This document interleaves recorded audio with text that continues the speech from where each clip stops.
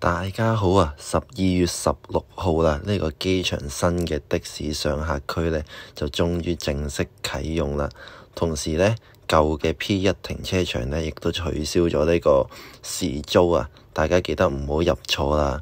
咁呢，今日呢，就同大家入嚟呢個新嘅上客區，嘗試一下點樣運作啦。咁入到嚟呢個位呢，見到右手邊呢啲一格格呢，就係我哋的士等候嘅位置啦。再前少少呢，就係呢個車隊的士等候嘅位置啦。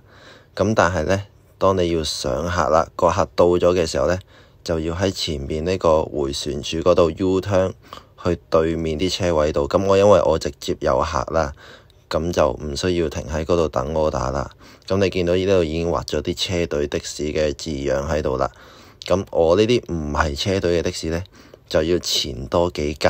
咁睇下邊一格有位呢，就係咁樣褪尾褪入去啦。咁而家拍攝呢個時間呢，其實就係啱啱踏入咗12月16號啦，12點01點鐘到嘅時間啦。咁見到呢個場嘅運作呢，大致上都暢順嘅，亦都有工作人員喺度提醒我哋啲的士司機呢個場究竟係點樣用嘅。咁其實都容易理解到點樣用嘅。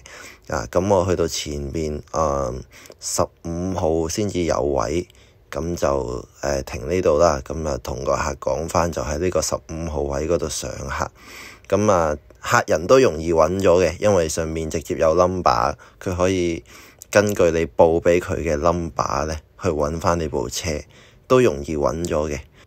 咁因為呢啲上客嘅位置就有限啦，咁所以大家記得啦，個客差唔多到，或者甚至乎個客到咗先至好抽頭過嚟呢度啦，就唔好壓住呢啲位太耐啦。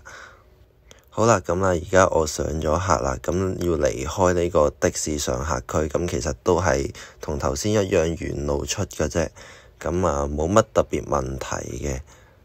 主要係留意返嗰個出入閘位啦，因為入閘嗰度係本身係香港係靠左行車㗎嘛，佢就變咗係右邊入閘嘅，靠右入閘嘅。咁入咗嚟呢個場都係一路靠右行駛，靠右出閘嘅。咁會有個交叉咗嘅位置，咁就小心唔好逆咗線啦。咁好啦，到出閘呢個位置呢，因為今日係第一日使用呢個場啦，第一日開通呢個場啦，咁所以就個閘機就未準備好，就有工作人員喺度收費。咁同之前一樣都係16蚊嘅啫，冇分別嘅。咁我相信喺不久嘅將來呢，呢個閘機亦都會正式咁樣啟用噶啦。好啦，今日呢段片嚟到呢度，鍾意嘅朋友記得讚好、訂閱、撳埋個啷啷，咁就唔會錯過最新嘅影片啦。我哋下條片再見。